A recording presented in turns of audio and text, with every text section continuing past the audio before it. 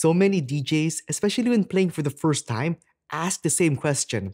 How in the world do I prepare for my DJ set? Well, to answer that, here's 7 ways you can prepare for any DJ set, from the moment you pick up your headphones to blasting it out in the clubs. First step, listen to your tracks. The first step in preparing your DJ set is figuring out that one vibe you want your playlist to emanate. Start by listening to a lot of music, whether it's on your streaming platform of choice, the radio, or your personal collection, and just ask yourself, what makes me move and what do I think will make others dance? This will help define the genres and energy of your overall set. For inspiration, you can start with a song you love on Spotify. Simply select Go to Radio, and you'll be recommended a variety of songs that match the track's vibe. From there, pick the ones you think fit best. Another great method is to listen to other DJs live or online. If you're at a live event, just use an app to identify the tracks you enjoy in the moment. And if you're at home, head to YouTube and look for DJ mixes from DJs you admire. Check the comment sections of these mixes to find track IDs and select the ones you'd like to use. YouTube also has an excellent algorithm for suggesting mixes and tracks based on your preferences, so take advantage of that as well. As you discover tracks, think about how they can work together. Once you've created a mental or physical set of tracks, it's time to start organizing them and preparing for your performance. Second step, download those tracks legally. The next step is to get your music for your set. Now, there's a good chance that you already have a good chunk of the tracks you need, but what about those you've only found on streaming? What about songs with no intros, or just a pain in the butt to mix? Well, that's where record pools like BPM Supreme come in. Once you've signed up for an account, you'll have access to a well of high quality songs with exclusive edits, hyped redrums, and most importantly, intros, to make mixing so much more fun and easy. Record pools can also give you instrumentals, acapellas, mashups, and even pre-made playlists made by DJs for DJs. And with record pools, once you've downloaded the track, you can keep it in your hard drive forever, so you won't ever risk losing it. Alternatively, you can also use streaming services like Apple Music to help further pad your set and library, but those come with the limitations of being radio edits, meaning no intros, and the inability to be analyzed for track information. Third step, analyze those songs. Just because you've got your songs doesn't mean you can load them into your DJ software and start mixing right away. Sure, that method will work, but your tracks won't be optimized. The volume might be too soft or too loud, and the beat grid may be inaccurate, both of which can make DJing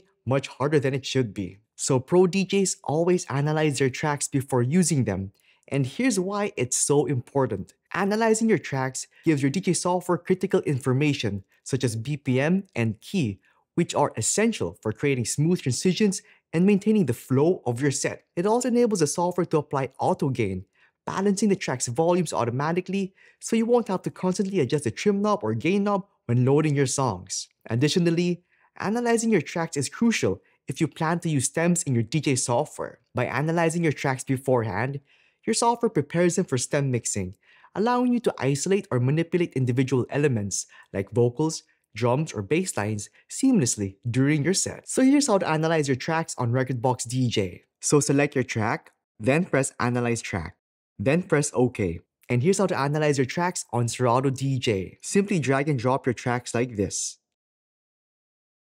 Once your software finishes analyzing, your tracks are ready for the next step, organizing your library to prepare for your set. Fourth step, organize your music. Your tracks now have their volumes balanced, BPMs and keys visible, and beat grid fixed, but we're not quite ready just yet. Since our songs are now firmly in our library, it's time we added cue points to each of them, and cue points essentially mark portions of our track which we can jump to with a touch of a button, like so. Cue points come in handy if you want to do faster, more efficient mixing. No need to scrub through your track to find an intro, chorus, or other part of a song you need to go to. While setting up where your cue points go is completely up to you, I always have at least one where the intro of a song starts, or 32 beats before the main body of the song really starts. I would highly recommend having at least this one cue point for all your songs just to make mixing easier. Now you have your songs all analyzed and filled with cue points. Great, right? Well, you've got another issue. How do I find the next song without my set sounding like a complete hodgepodge of genres? So you don't end up blanking while mixing or panicking while trying to find your next song, the best thing you can do is organize your music by crates or playlists. To do this, simply do the following.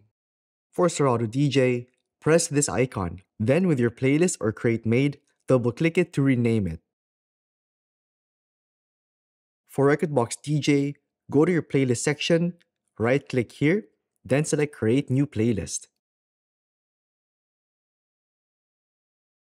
Making crates and playlists should reflect how you think of your music, so try to create a system which you can understand that'll make looking for songs easier and more sensible to you. The key in creating these crates and playlists is to make sure that once you're mid-mix, you'll always know exactly what you're looking for and what to play next. Fifth step, understand your songs. Now in creating playlists with songs that sound great together, you've also got to understand your songs. This is where BPM and key also play a crucial part, as they'll help determine if the songs that can be played well together in your head can actually be played together. Going back to your tracks, try playing around with them and seeing what sticks.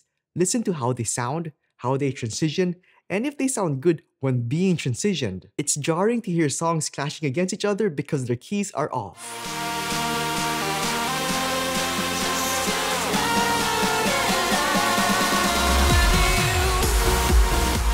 Or one is being played too fast or too slow.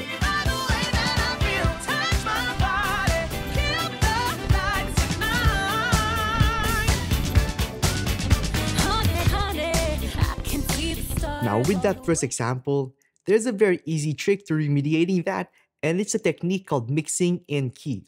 Every song is in a certain key, which dictates how its melody sounds. Now, there's a lot of things to discuss when it comes to keys, but that's an entirely different video in itself. For now, we'll focus on how mixing in key comes into play for your DJ sets using the Camelot wheel. You'll notice the numbers 1 to 12 along with the letters A and B. In a nutshell, the tracks that can be mixed together are those with complementary keys. Visually on the Camelot wheel, they're the tracks beside each other, like you can see here. So here, you can see that 2A can mix with 1A and 3A, as well as with 2B. This also works in reverse, with 2B mixing with 3B, 1B, and 2A like this.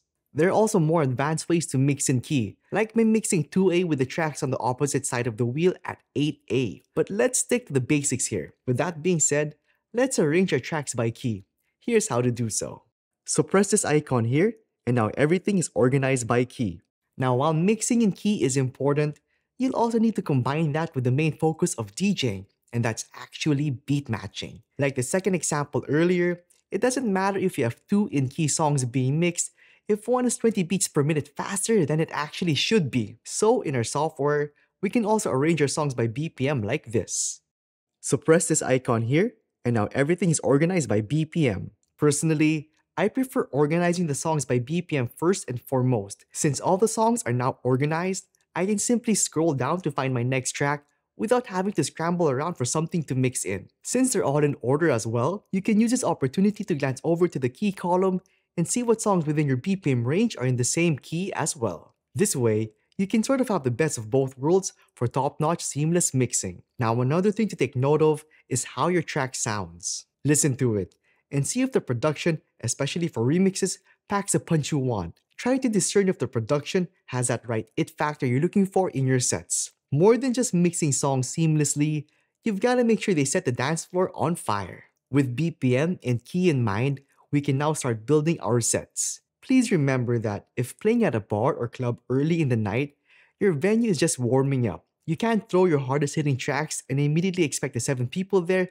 bartenders included, to go nuts on the dance floor. So to match the energy, I like creating opening, prime time, and closing sets. These build up, blast, and sustain the energy accordingly. For an open format opening set, I like to start with less energetic, low BPM songs that gradually build up to more popular, more fast-paced tracks. To do this, I usually start at a certain BPM, let's say 100, and pick out a few tracks I think fit the vibe of the venue. With the BPM range in mind, I start taking a look at the song's key as well, so I can see what I can link together to form smooth mixes. And from there, I can start putting those tracks into a playlist or folder on the side tab until I build enough for my set time. The same principles apply to the prime time set, though with all the biggest songs, hottest bangers, and floor-filling giants you've got in your rotation. However, An audience can only take so much of one genre or tempo for me, so I like to dip to less energetic songs every so often, or switch the track's tempos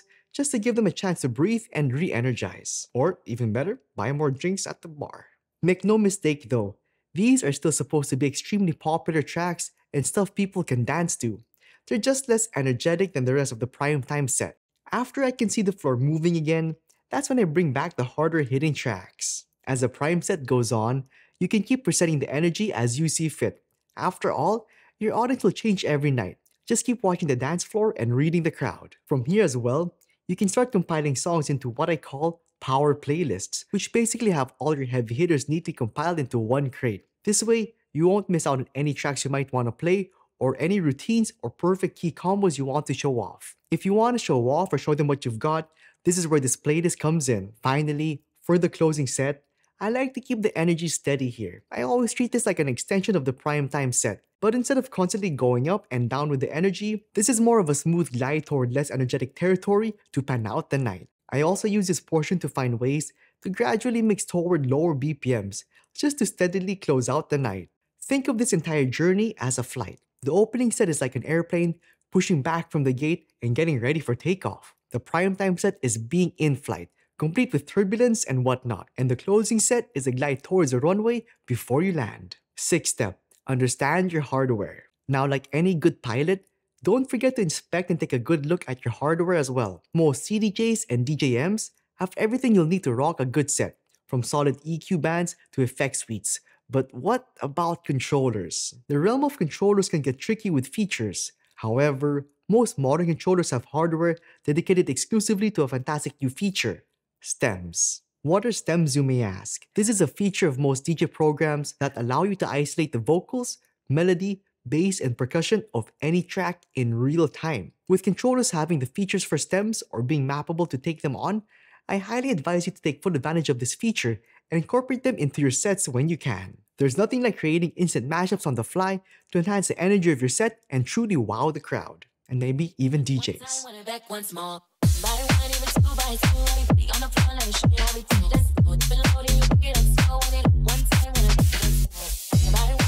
You've already created your dance floor ready set list. Might as well make it stand out. Bonus step, just keep mixing. And now the last tip of them all is actually for me the best. Just keep mixing. Whether it be at home or during one of your gigs, you're bound to find more song combos and floor fillers that you would have never thought of before. The more you mix, the more you'll find different ways to play around with your tracks. Through all this, you'll be able to find more ways to build playlists for future gigs and more songs to add into your DJ sets. This way, you'll always have something new and fresh to add to your lineup, and you'll always have a set that's sure to rock the crowd.